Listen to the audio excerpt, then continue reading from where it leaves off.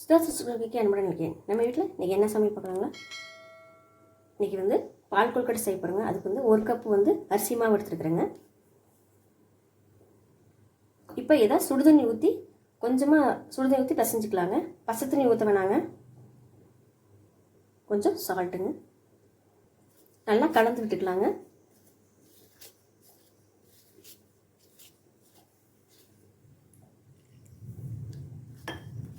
கொஞ்சம் கொஞ்சமாக சுடுதண்ணி ஊற்றி கலந்துக்கலாங்க. நல்லா பிசைஞ்சிக்கலாம் கட்டி இல்லாமல்.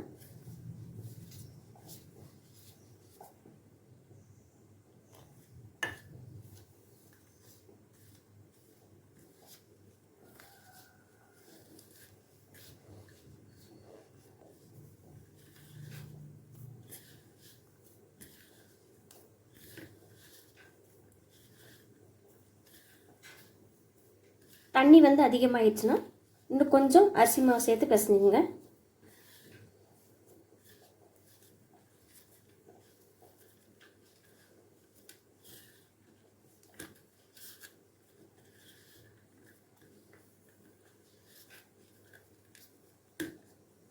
மாவு நல்லா பிசைஞ்சாச்சுங்க. இது மேலே வந்து காயாமல் இருக்கிறதுக்கு கொஞ்சம் மேலே வந்து எண்ணெய் தடவி ஒரு 10 நிமிஷம் மாவு வந்து ஊற வச்சுக்கலாங்க.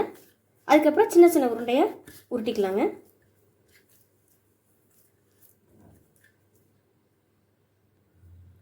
மாவு வந்து ரெடி ஆகிடுச்சுங்க. இப்போது குட்டி குட்டியாக உருண்டை பிடிச்சி வச்சுக்கலாங்க. நான் கையில் எண்ணெய் தடவி இருக்கிறேன். இந்த சைஸ்க்கு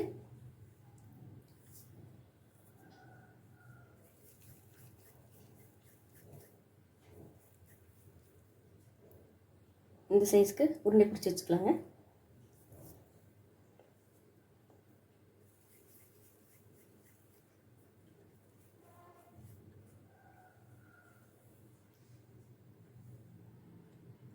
இப்போ எல்லா மாவையும் இந்த மாதிரி உருண்டையை பிடிச்சி வச்சாச்சுங்க.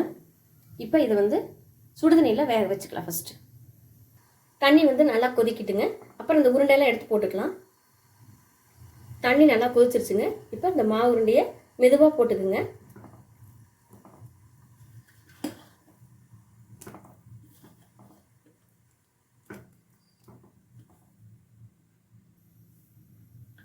எல்லா உருண்டையும் போட்டாச்சுங்க. போட்ட உடனே கிண்டாதீங்க. மாவு அந்த உருண்டெல்லாம் உடஞ்சிக்குங்க. 10 நிமிஷம் நல்லா வேகட்டுங்க. அடுத்து பார்க்கலாம். இப்போ இதோட பால் வந்து நம்ம சேர்த்துக்கலாங்க. நான் வந்து இதுக்கு வந்து 1/2 லிட்டர் பால் சேர்த்துருக்குறேங்க. இந்த பாலோடு சேர்ந்து நல்லா கொதிக்கிட்டுங்க.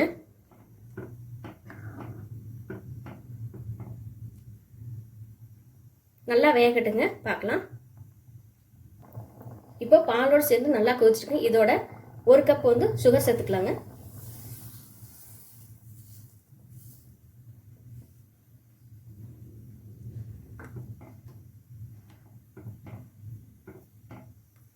நல்லா எல்லாம் சேர்ந்து கொதிக்கிட்டுங்க. பார்க்கலாம். இதில் 1 ஸ்பூன் அளவுக்கு அரிசி மாவு சேர்த்துருக்கேங்க. கொஞ்சம் தண்ணி சேர்த்து கலக்கி வச்சுருக்கேன். இப்போ இதில் ஊற்றிக்கலாங்க. ரொம்ப தண்ணி இல்லாமல் கொஞ்சம் கெட்டியமாக வருங்க. நல்லாயிருக்கும் வாசமாக.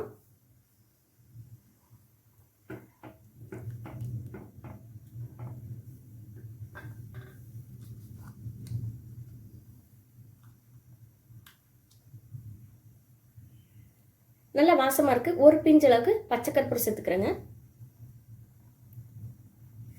இது நல்லா வெந்து வரட்டுங்க. பார்க்கலாம். இப்போ இதில் தேங்காய் பூ சேர்த்துக்கலாங்க.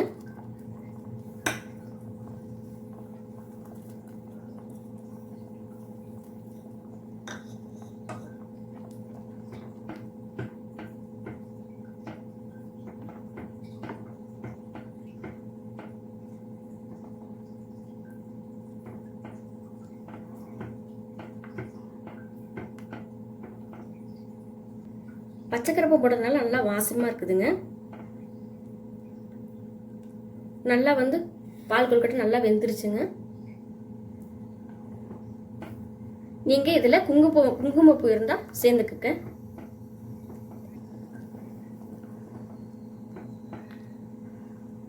நீங்கள் இதில் இன்னும் நல்லா வாசமாக இருக்குன்னா குங்குமப்பூ சேர்த்துக்குங்க. நல்லாயிருக்கும்.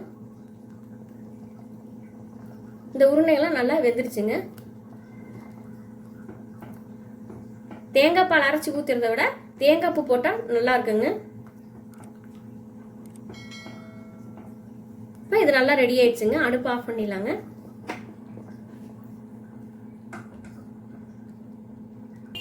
இந்த பால் கொழுக்கட்டை எப்படி இருக்குன்னு நீங்களும் செஞ்சு பார்த்துட்டு சொல்லுங்கள். சுதா ஸ்பெஷல் குக்கிங் சமைப்பதுக்கு ரொம்ப நன்றிங்க.